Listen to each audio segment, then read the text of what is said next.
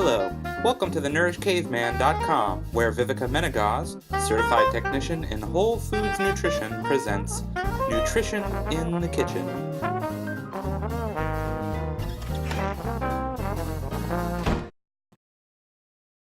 Good afternoon, everybody. This is Vivica from the Nourished Caveman and the Healing Foods Method. And today I'm really excited to present you with a special guest. It's Ali Miller. And let me tell you a little bit about Ali. We're going to have an amazing interview. I'm so excited. So Ali is an integrative functional medicine practitioner with a background in naturopathic medicine. She's a registered and licensed dietitian, certified diabetes educator, recognized leader, speaker, educator, and an advocate in her field, while maintaining a full-time functional medicine nutrition clinic, Naturally Nourished. Ali has a passion to create awareness regarding the significant role diet plays in our overall health, and believes that everything we put in our body can contribute towards optimal health or dysfunction and disease. Welcome, Ali. So good to have you here today. Thank you for coming. Thank you for having me. I'm thrilled to be here. Yes, and I always say that, but I really love interviewing people who are very aligned with my views because I know that it really resonates with my audience, and what you do is just amazing and awesome. And I think Ali and I have some common passions in our work, and that's actually one of the topics that we want to talk about today, which is detoxing. Yes. And detoxing, not just in general, but you guys know that I specialize in endocrine rebalancing and ketogenic, and Ali also has a huge amount of knowledge in the field. So when I asked her what she wanted to talk to me about, she said, how about endocrine disruptors? And I was like, yeah.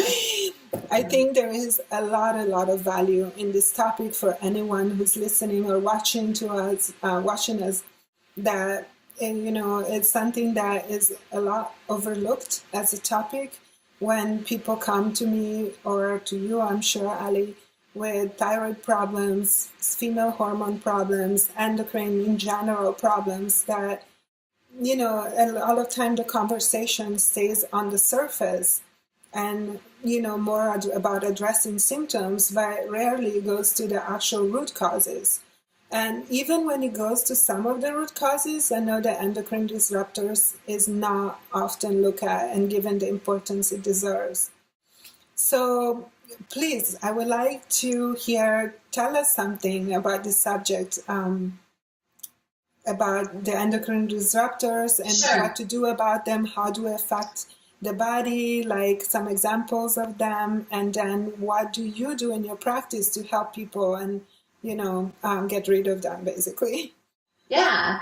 So like you said, I practice functional integrative medicine, and what we do is look to treat the root cause of chronic conditions. And a skilled practitioner is really good at being a detective of the body. And so we really look to identify what is the Achilles heel or the antecedent or triggering event as the weak point in each individual that causes their distress to their symptoms, to their system in a systematic manner. Mm-hmm. And so these things can change in season, and they can change in stress, and they can change based on demand in the body. But a big element, especially with the ketogenic population or people that are using fat as fuel, tends to be the disruption of what is stored in the body, fat, and how that hinders metabolic processes. Mm-hmm. So, there's a lot of troubleshooting that I do because I run a ketogenic virtual program in my practice, and I've been using ketosis clinically since 2009, and we get really fantastic outcomes. But sometimes after that first 20 pounds, it depends on the individual how much they have to lose, but first 15, 20 pounds, we create that plateau. And we start to look into things like adrenal fatigue, DHEA, and we tend to look at things like estrogen dominance, because that also plays a role with using fat as fuel. As we know, the adipocytes or fat cells have estrogenic properties. And the other element of this is looking at endocrine disruptors, which are also stored in the fat. And so when we are exposed to 6 billion pounds of toxins every year, and even if we're eating a clean organic diet, a lot of endocrine disruptors are found in what I call the 3 Ps, which are plastics, perfumes, and pesticides. And so they're found in packaging products for food, so even organic food products can have endocrine disruptors in the packaging of them, right? And so maybe not as an additive, but it could be leaching into that food. And they don't have to declare them or show them on the label or even, talk about them when it comes to organic, right? And then, our plastic water bottles, that's been a huge dynamic change in the last 3 decades, maybe even last true decade, where we're encouraging more drinking of water, which is a beautiful thing. But that also means that we're getting more plastic compounds, which create the xenoestrogens or the synthetic estrogen mimicking compounds. So I'm a huge proponent of stainless steel water bottles or drinking out of glass ball jars. There we go. And that's a huge element of leach as well.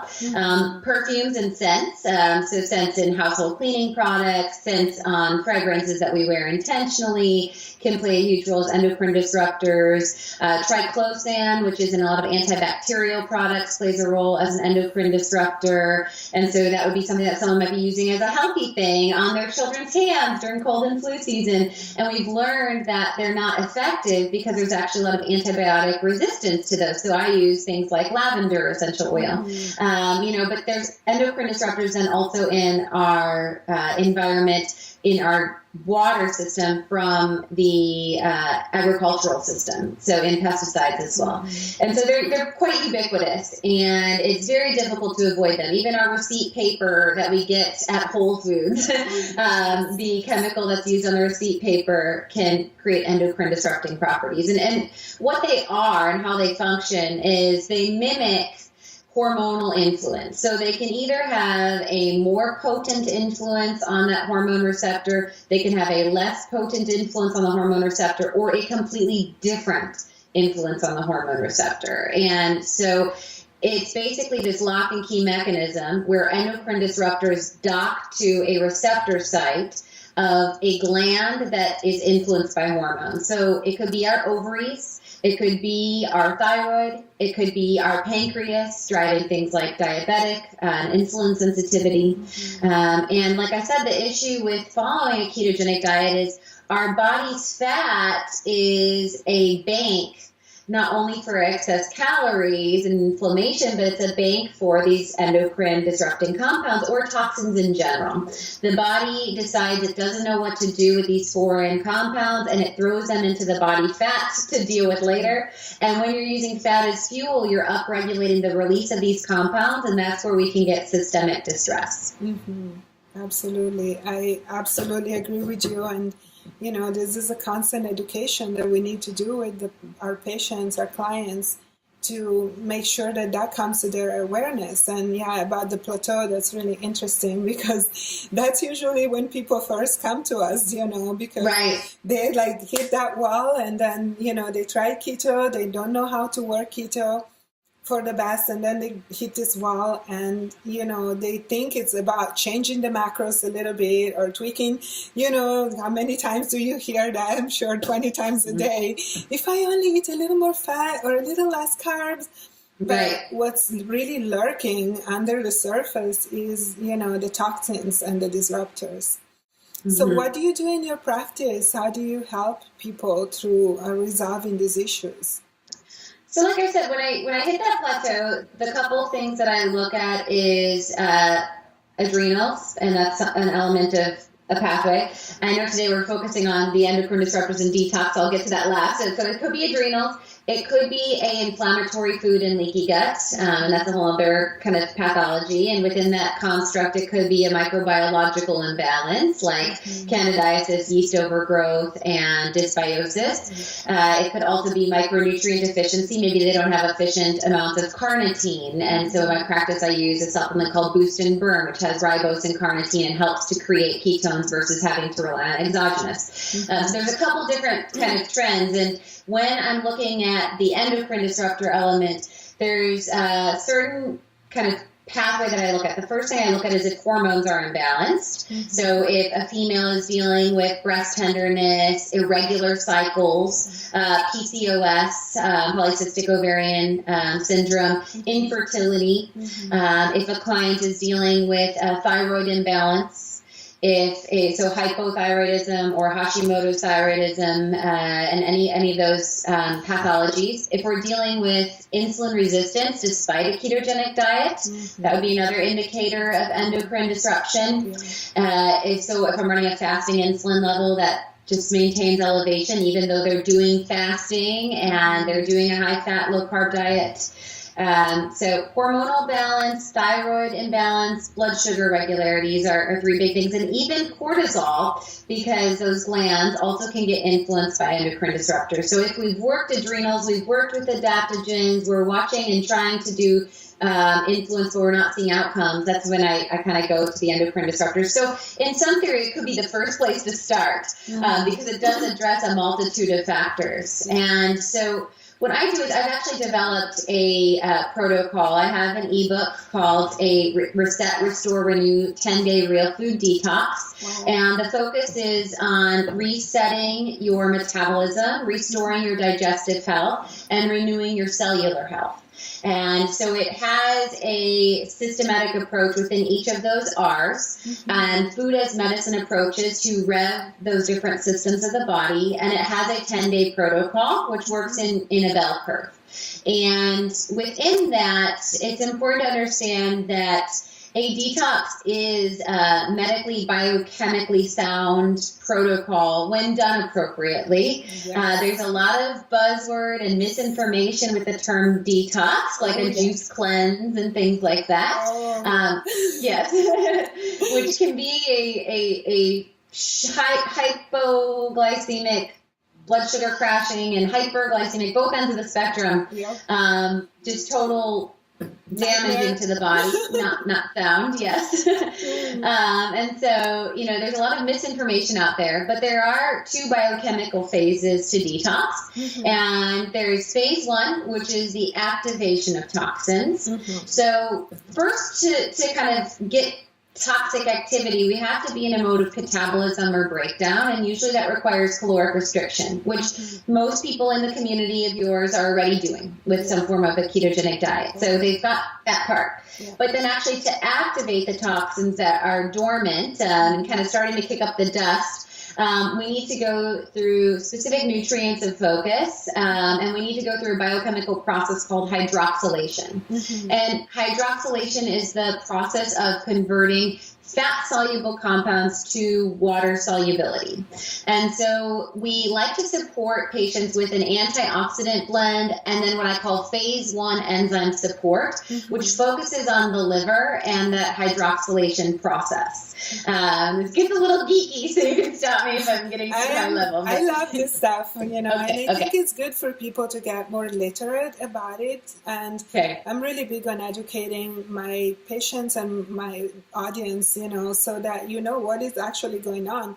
And another thing, Ali, this is empowering. So people that go to doctors and doctors try to lead them down really unhealthy paths sometimes.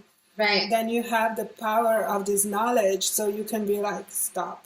This is not, I am not just having a medication deficiency, but this is what's actually going on in my body. So don't try to put me on 5 different meds when I don't need them. This is what's actually going on. Right. And that's where these endocrine disruptors work as basically the brakes on metabolic pathway, or like I said, they can drive excess or deficiency. So it just kind of depends. But so there's phase one. So we're releasing toxins first off in a ketogenic state because we're using fat as fuel. But many of us are not supplied with the abundance of nutrients that change the oil in the tank or that upregulate the excretion pathways. And so phase one is creating and transitioning that fat soluble toxin into water solubility, because our body is very efficient at detoxing water soluble toxins. Those are passed and excreted through the urine, through the stool, through the skin, through the breath even. And that's the same way that we detox fat soluble, but the system needs help in converting. So phase one is focused on compounds that support the liver, like milk thistle seed, ox bile, which drives bile flow. We're looking at things like taurine, which also supports bile flow and liver function, and inositol, which is kind of a cousin to the B vitamin and can play a huge role with hormonal health. We look at things like dandelion root, fenugreek, artichoke bitters, because that creates this astringent and bile flow. And then we're looking at B vitamins in their methylated form that help to start that activation process. And then in addition to that, I look at high antioxidant blend, because if we're kicking up the dust or shaking the tree to activate toxins, we want to make sure we protect our otherwise healthy cells from oxidative damage and from free radical distress. So I ensure that I intake the antioxidants in the body as well. So I have a recipe on my blog for turmeric lemonade, which is something that I recommend in those mornings. It's fabulous. And then we also are looking at, like I said, the dandelions and bitters, green tea on higher amounts. So matcha, using matcha in your protocol works very well.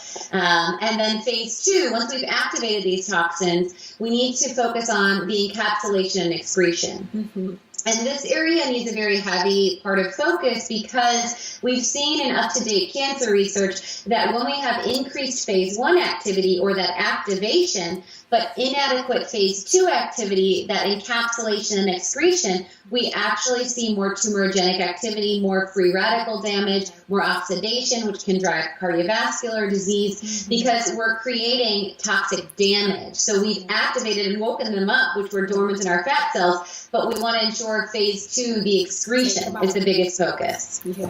Yeah, otherwise they're bouncing around all over the place. And yes, yeah, that's what happens. Yeah, tell us a little bit more about phase two and what we need for phase two, because that's where I feel like a lot of the misunderstanding and misinformation lies out there when people do the juice detoxes and then they're missing the crucial elements to go through with their detox. And so, they start getting that bounce around the fat. And also maybe a couple of insights on how you work on keeping those detoxification pathways nice and open and flowing for, the detox to complete.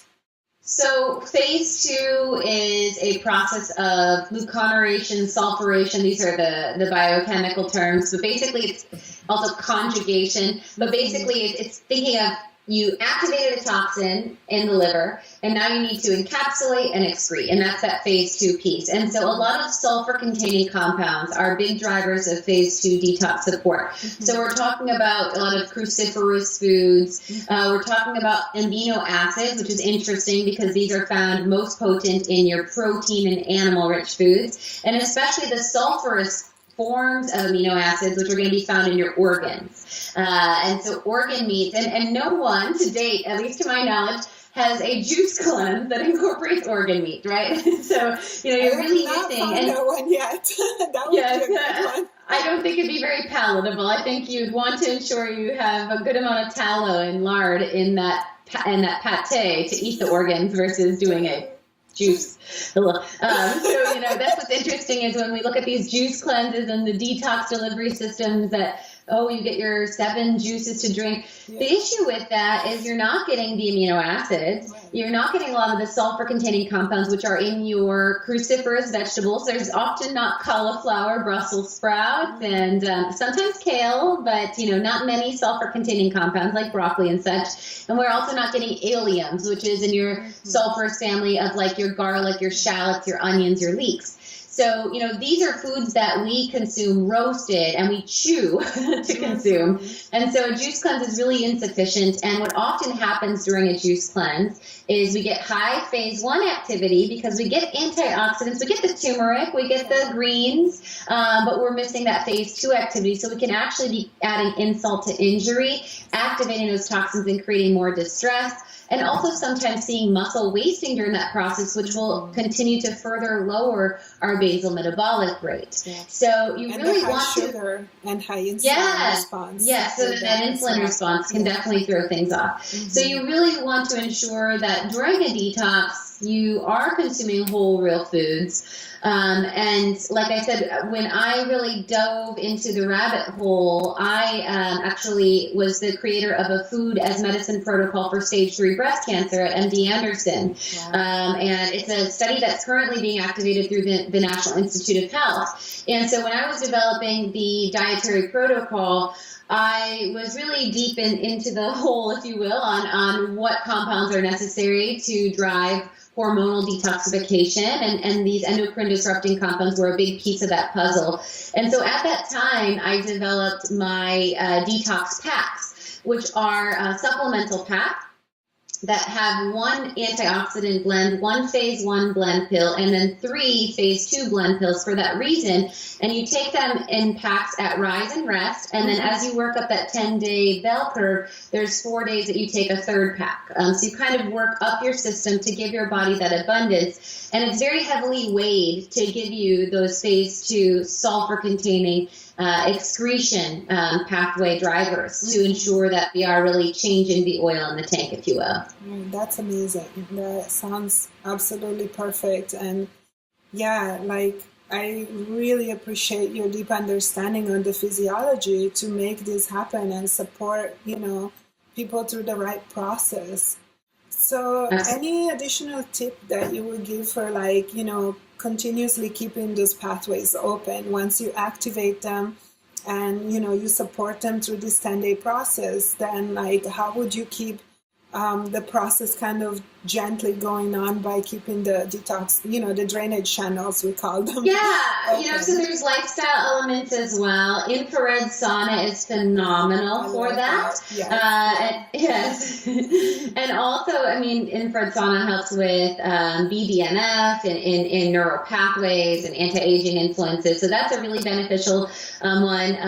Also, Epsom salt baths are very helpful. Foot soaks or full body baths.